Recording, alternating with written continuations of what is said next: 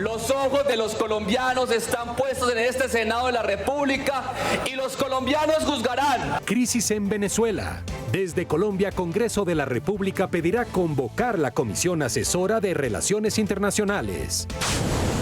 Esto iba a ser un estallido social sin precedentes en la región Caribe. Surtió efecto gestión en el Senado. Los cortes de energía en la costa se suspenden. Les contamos por qué.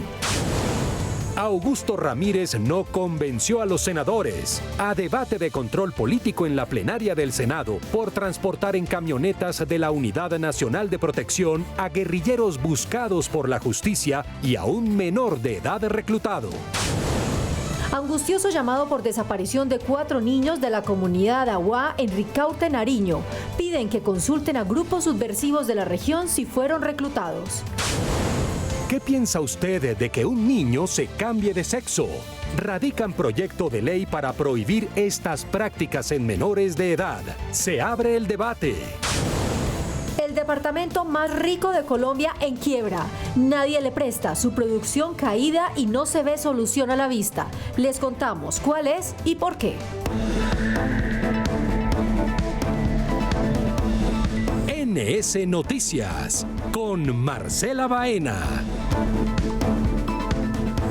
Buenas noches. El Senado de la República convocará en el menor tiempo posible a la Comisión Asesora de Relaciones Exteriores para establecer los lineamientos a seguir como país frente a la crisis desatada por las elecciones en Venezuela. La Comisión Asesora de Relaciones Exteriores, integrada por senadores, representantes a la Cámara, expresidentes de Colombia y representantes de la Presidencia de la República, es el órgano consultor que para los senadores debe convocarse para analizar la situación de Venezuela. La Cancillería de Colombia, en cabeza del ministro Murillo, llame de manera extraordinaria, como así debe suceder, a la Comisión Asesora de Relaciones Exteriores. Para los senadores, el gobierno colombiano debe sumarse a las voces de apoyo a la democracia del vecino país.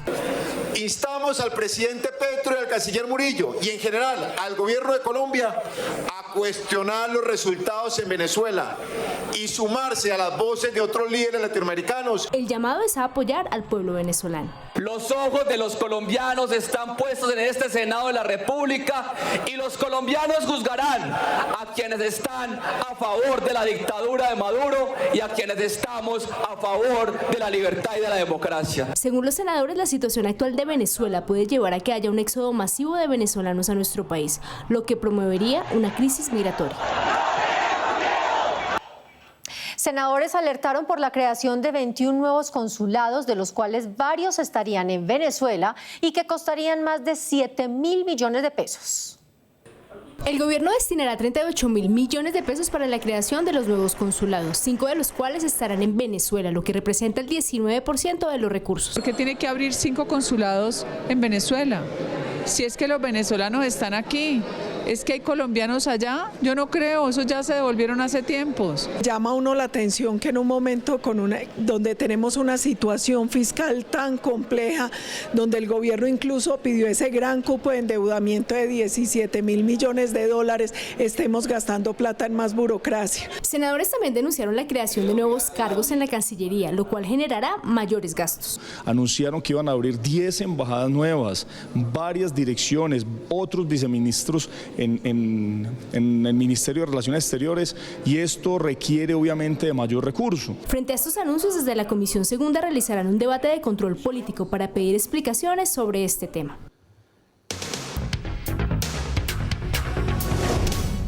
Y precisamente nos conectamos con Políticamente en Redes para preguntarle a Claudia Martínez qué dijeron los senadores respecto a esta crisis en el vecino país de Venezuela y que está sacudiendo a la región. Claudia, buenas noches. Buenas noches, Marcela. Pues ha sido un huracán. Llueven trinos desde todos los sectores frente a las elecciones venezolanas. El presidente Petro aseguró que hay graves dudas alrededor del proceso electoral en Venezuela y de inmediato respondieron los senadores. El senador Humberto de la Calle dijo que la línea de comunicación del presidente Petro es correcta. Colombia se ubica en el conjunto de naciones que piden transparencia y no violencia. Con severidad, el presidente del Congreso, Efraín Cepeda, manifestó su preocupación por la situación democrática en Venezuela. El senador conservador señaló que la farsa electoral fue cínica y grosera. Y prepare su bolsillo porque a partir de hoy, 1 de agosto, habrá un nuevo incremento en la tarifa de los peajes en Colombia. Este sería el segundo aumento en lo que va corrido del 2024. El senador Fabián Díaz señaló que este aumento es parte de un plan diseñado para ajustar el esquema tarifario y recuperar las pérdidas ocasionadas por el congelamiento de precios en enero de 2023. Nuestro país está lleno de huecos y con las tarifas de peajes más costosas de Sudamérica. Otro golpe al bolsillo de los colombianos. Ese fue el trino del senador Enrique Cabrales, quien señaló que esta vez el aumento será de un 4,64%, cuando en enero ya habían aumentado más del 13%. ¿Hasta cuándo tendremos que soportar estos aumentos que afecten directamente la economía de las familias?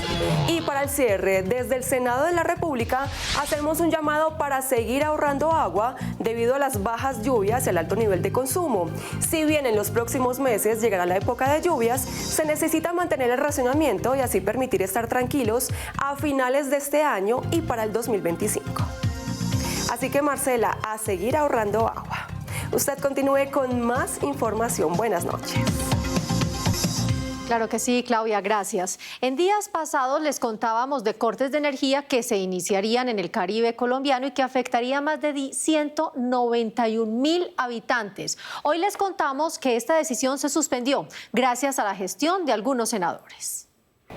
En una reunión de la que participó el Ministerio de Minas y Energía, la Comisión de Regulación de Energía y Gas, la empresa Aire y congresistas de la bancada Caribe, se logró congelar por 6 meses la deuda que tienen 21 municipios de los departamentos de Atlántico, Magdalena y Guajira, donde se habían anunciado cortes de energía. Los alcaldes se les estaba cobrando una deuda de los barrios subnormales que no tienen presupuestalmente cómo asumirla, y además creo que también tiene un vicio jurídico, porque un alcalde no puede con un presupuesto municipal estarle pagando deudas a ningún particular, que era lo que pretendían hacer. A un consenso, y es no cortes de energía hasta el 31 de diciembre, cosa que iba a pasar el 5 de agosto, lunes. Iban a comenzar cortes de 11 a.m. a 7 p.m. en los municipios. Esto iba a ser un estallido social sin precedentes en la región Caribe. Senadores le recalcaron al gobierno que sin más condiciones es urgente erradicar el proyecto de ley de opción tarifaria para que bajen las tarifas de energía. Si nos quieren cumplir, que nos cumplan con el proyecto de ley para la opción tarifaria estratos 1, 2 y 3, pero que no nos pongan eso como carnada para aprobar una reforma tributaria. Ese es otro tema, son dos temas diferentes. En la reunión también hubo un llamado para involucrar a las generadoras de energía en las soluciones a los altos costos y utilizar los recursos del recaudo de impuestos de las hidroeléctricas en el alivio de las tarifas. Desde hoy los hospitales públicos de Antioquia suspenden los servicios de salud no urgentes a los maestros de la región. Esto se da por el incumplimiento de pagos por parte del FOMAC. Los hospitales públicos del departamento de Antioquia asociados en AESA a través de un comunicado informaron que el FOMAC les adeuda los meses de mayo y junio por la prestación de los servicios de salud a los maestros y por esto suspenderán los servicios hasta que se cumpla con los pagos. Hay más de 3.000 docentes en Antioquia que probablemente se queden sin servicios diferentes al de urgencias. Los profesores antioqueños que están en poblaciones distantes únicamente tienen atención en los hospitales públicos. Si se les cierra la atención en los hospitales públicos, estos docentes se quedan desprotegidos. El senador David Luna, en un debate de control político adelantado en el Senado, había advertido que situaciones como esta podrían ocurrir por el cambio de modelo de salud de los docentes. El gobierno del presidente Petro improvisó con la salud, con los medicamentos, con las citas de los maestros. Y hoy lamentablemente ellos están pagando las consecuencias. Mientras continúan los problemas con el servicio de salud de los maestros y el gobierno Petro en su momento afirmó que ese sería el piloto para una nueva reforma en el Congreso, Cambio Radical presentó una contrarreforma que será discutida en la Comisión Primera del Senado. Este proyecto lo que busca es buscar consensos, acuerdos entre cada uno de ustedes y poder sacar un proyecto que sea de verdad importante y que beneficie a los colombianos. Ante esta situación que viven los maestros en Antioquia, senadores pidieron al gobierno tomar medidas inmediatas. El Ministerio de Hacienda radicó el presupuesto general de la Nación para 2025 en 523 billones de pesos. De inmediato se generó una polémica ante el anuncio del gobierno de que será necesario tramitar una reforma tributaria para completar los recursos.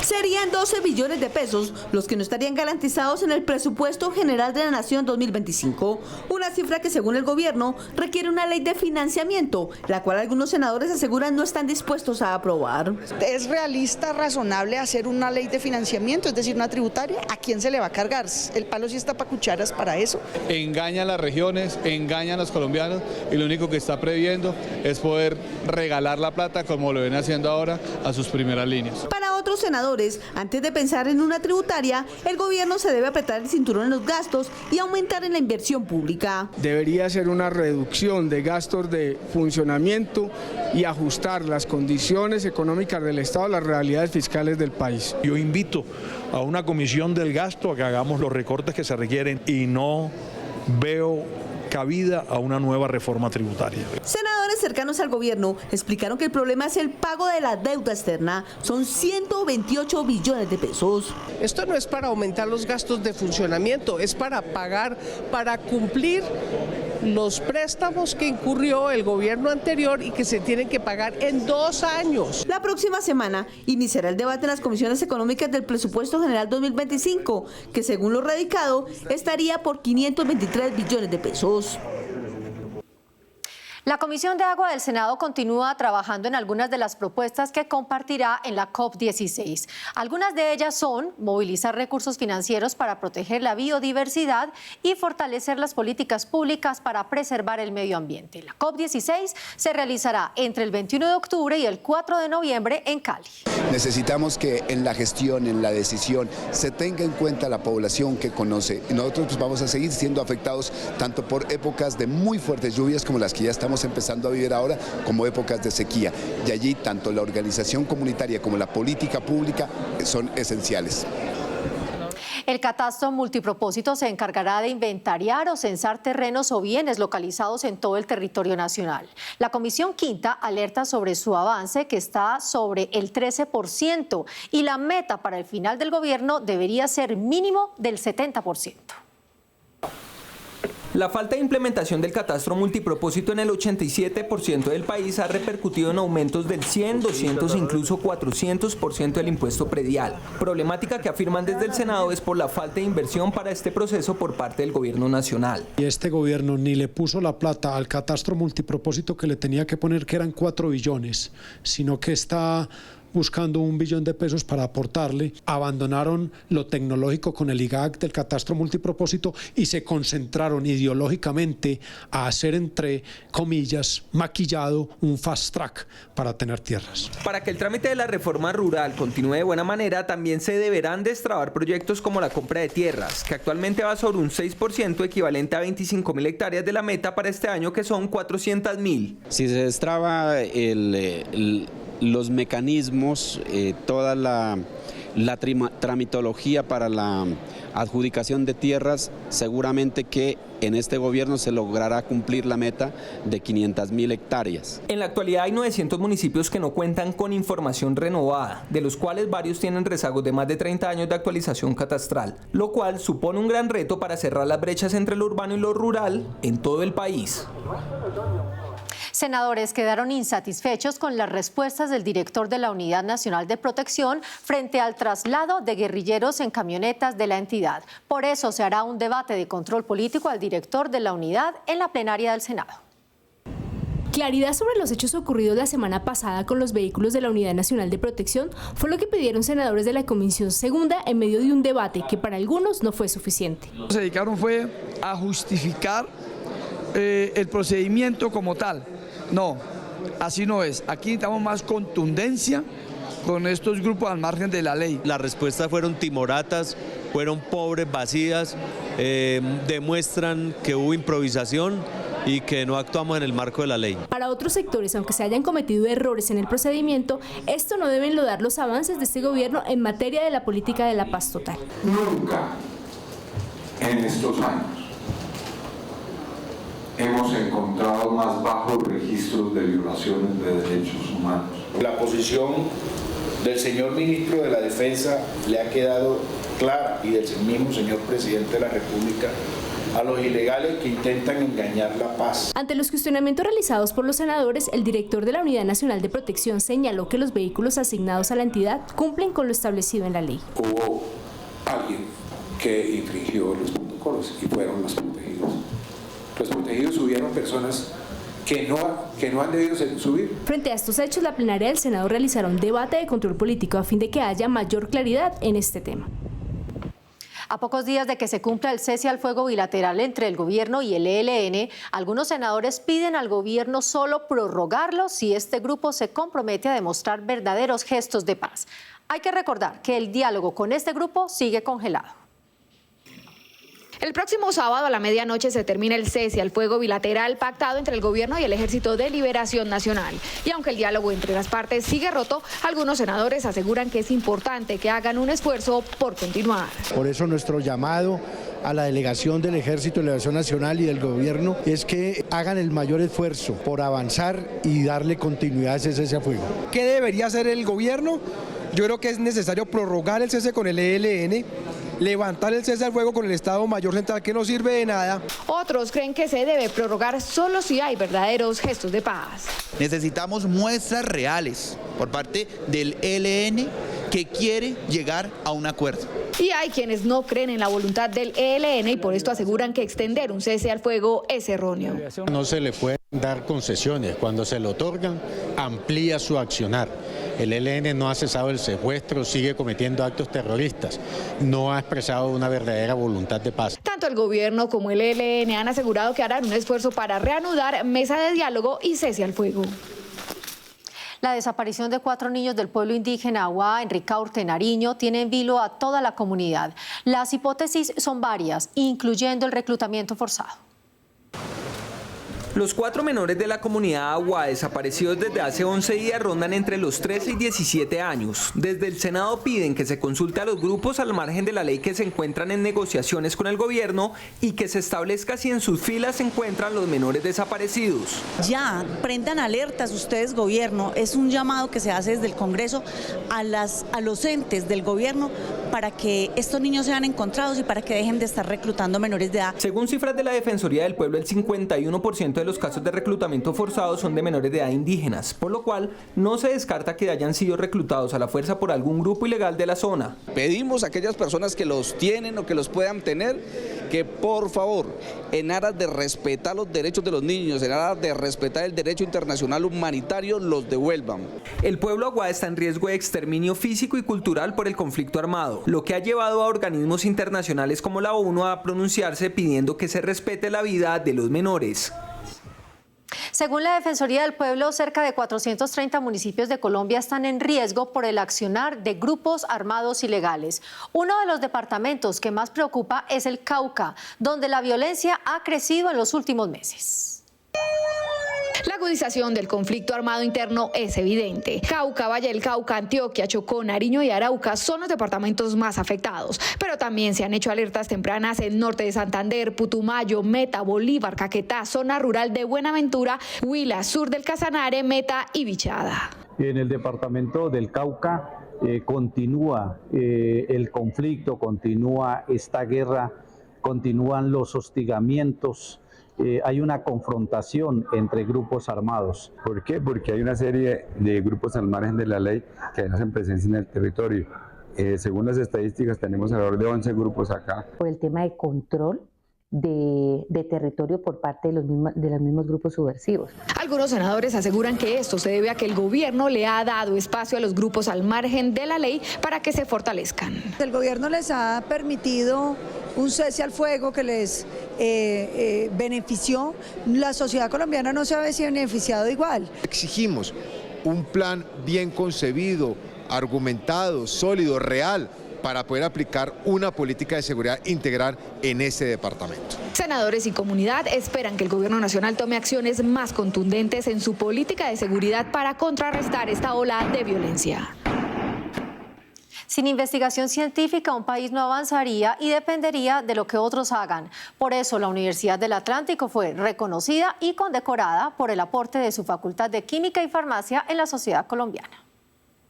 La Orden del Congreso de Colombia fue otorgada a esta alma mater en reconocimiento de los significativos aportes de esta facultad en el ámbito de educación superior, la investigación científica y la formación de profesionales altamente capacitados en el área de la química y la farmacia. Una facultad que ha sido reconocida a nivel nacional como una de las principales formadoras profesionales en ciencias farmacéuticas, con capacidad investigativa y compromiso social. La Facultad de Química y Farmacia de la Universidad del Atlántico tiene 83 años de historia y de allí han salido reconocidos profesionales que hoy dejan el nombre de Colombia en lo más alto de las multinacionales. A reconocer y a exaltar los grandes aportes que la Facultad de Química y Farmacia ha hecho en la formación de excelentes profesionales que durante décadas han protegido y trabajado para la salud pública de este país. Por eso fue sancionada la ley que promueve la investigación científica y fortalece la industria farmacéutica. El presidente del Senado, Efraín Cepeda, reconoció el liderazgo y trayectoria política del dirigente conservador Carlos Holguín Sardi. A sus 83 años, el ex senador Holguín, quien ha sido presidente del Congreso, ministro del Interior y de Justicia, alcalde de Cali y 2 veces gobernador, fue reconocido en su trayectoria y trabajo por la sociedad, creando la condecoración Carlos Holguín Sardi. Después de más de 15 años de estar retirado de la actividad política, y que lo recuerden con ese sentimiento, pues es algo que llega a lo más profundo del alma. La senadora Nadia Ablel fue elegida como la primera mujer directora del Partido Conservador Colombiano, pero ahí no paran los logros de la senadora cartagenera. 14 senadores la eligieron como presidenta de la Comisión Séptima, que tendrá a su cargo la reforma a la salud de los colombianos. 175 años pasaron para que una mujer dirigiera los destinos del Partido Conservador Colombiano. Se trata de Nadia Ablel Escaf, una mujer que desde muy temprano llegó a la política cartagenera y trascendió a nivel nacional. Se ha convertido en prenda de garantía para la aspiración de muchas mujeres, jóvenes y hombres de tener voz, que con ideas renovadas, que promueva y fortalezca los valores y derechos de la persona humana y los principios de libertad, pluralismo, equidad y justicia social. Ha sido tal el reconocimiento de su labor y gestión que fue postulada y elegida como presidenta de la Comisión Séptima del Senado y que tendrá a cargo el debate de la reforma a la salud y laboral de los colombianos. Seguro, esta es la Comisión Social del Congreso. En razón a ello, nuestro compromiso será siempre trabajar por mejorar las condiciones de vida de todos los colombianos. Es la segunda vez que la senadora ostenta y ejerce el título de presidenta de la Comisión Séptima del Senado de la República. Proteger los derechos de los menores y evitar que se sometan a prácticas farmacológicas y quirúrgicas para el cambio de sexo es lo que se busca con una iniciativa que prohíbe este tipo de prácticas. Prohibir que menores de edad accedan a tratamientos para el cambio de sexo, que usen bloqueadores de pubertad y tratamientos hormonales es lo que busca una iniciativa presentada por senadores de la Comisión de la Niñez a fin de proteger a los menores. Lo que se está buscando acá es prevenir. Lo que queremos hacer es que ellos puedan desarrollarse de una manera libre, pero desafortunadamente con estos tratamientos lo único que vamos a hacer es afectar su salud física y emocional. De acuerdo con lo señalado por los senadores, actualmente no hay ninguna norma que regule este tema, de allí la importancia de esta iniciativa. Hay unos conceptos que ha dado MinSalud y otras entidades, pero es un tema que como no está en ese momento regulado, tenemos la responsabilidad de establecer lineamientos de regulación para prohibirlos. El proyecto también busca que los menores y sus familias reciban un apoyo profesional integral donde sean los médicos, psicólogos, neuropsicólogos, psiquiatras, pediatras y neurólogos quienes orienten sus sentimientos frente al tema de género. Personas que se han hecho este tipo de tratamientos hormonales, que han sido mutiladas, están arrepentidas y ellos dicen que por qué sus padres permitieron esto. Yo pienso que esto es un tema muy delicado y hay muchos testimonios. El proyecto prohíbe la destinación de recursos públicos para el financiamiento de todo tipo de procedimientos que busque cambiar el sexo de los menores. SOS por el Chocó. Hasta el Congreso llegó su gobernadora pidiendo ayuda por los múltiples problemas sociales, de seguridad y económicos que tienen en jaque a este departamento. Con esta petición nos despedimos por hoy. Gracias por acompañarnos. Los esperamos en nuestra próxima emisión. Hasta entonces.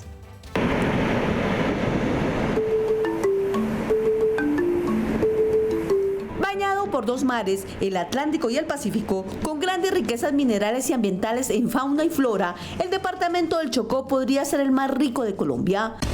Pero la realidad es otra. Hoy no tiene capacidad financiera propia. Lo ahoga una deuda que paga desde hace más de 20 años, que suma 43.000 millones de pesos. Arrancamos debiendo solamente 5.000 millones, ya hemos pagado 30.000 y aún debemos 40.000 más. Ella lo decía, es una deuda como si el papá le prestara a su hijo menor de edad dinero y además no solamente le pidiera prestado, sino que le pusiera unos intereses muy grandes. El departamento además tiene un pasivo de 1 billón de pesos. La pobreza monetaria de sus habitantes está en el 66.7%. 15.000 personas están en desplazamiento, 30.000 más en confinamiento por la violencia, y son escasas las posibilidades de préstamo para el desarrollo del departamento. Que no tenían ni las posibilidades de tener acceso al crédito. Entonces la tienen, así como se dice cuando usted le debe a un banco, en data crédito, la tienen bloqueada. Ante esta delicada situación, senadores acordaron crear una bancada accidental de SOS por el Chocó. Nosotros tenemos que apropiarnos del Chocó, ser voceros y voceras de su dinámica, de su población, de sus dificultades, pero también quiero señalar de su riqueza y su potencia. Senadores aseguraron la tarea de SOS por el Chocó será inmediata y lo primero es abogar por bajar la deuda que tiene bloqueada la inversión regional. Además, desarrollar políticas públicas que le den viabilidad financiera y de desarrollo social y económico a los chocuanos.